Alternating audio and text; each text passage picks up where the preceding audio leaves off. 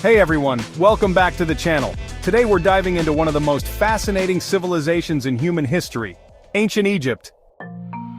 Pyramids, pharaohs, mummies, there's so much mystery and magic, so sit back, relax, and let's journey back in time to the land of the Nile.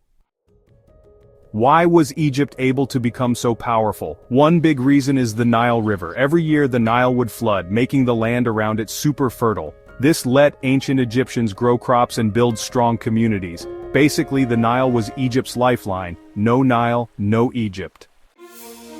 Around 3100 BCE, a ruler named Narmer, also known as Menes, united Upper and Lower Egypt. He became the first pharaoh and wore a special crown that combined both regions.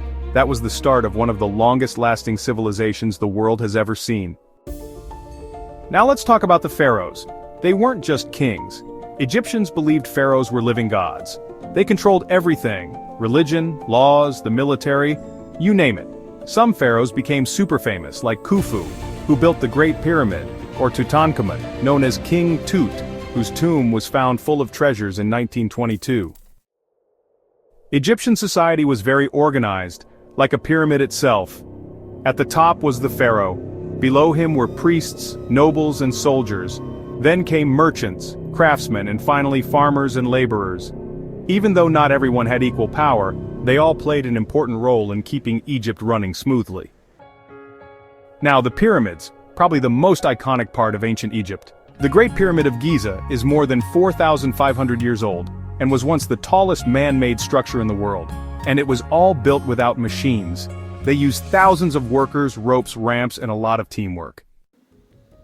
But why build such massive tombs? Because Egyptians believed in an afterlife. They thought when someone died, their soul would travel to another world. To prepare, they mummified the body and packed the tomb with food, clothes, gold, even games, so the person would be comfortable in the next life.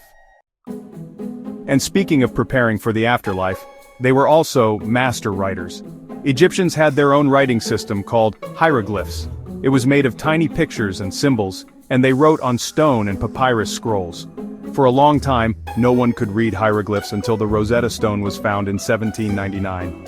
That stone helped unlock the language and gave us a way to finally read what the ancient Egyptians wrote. Even today, Egypt's influence is everywhere.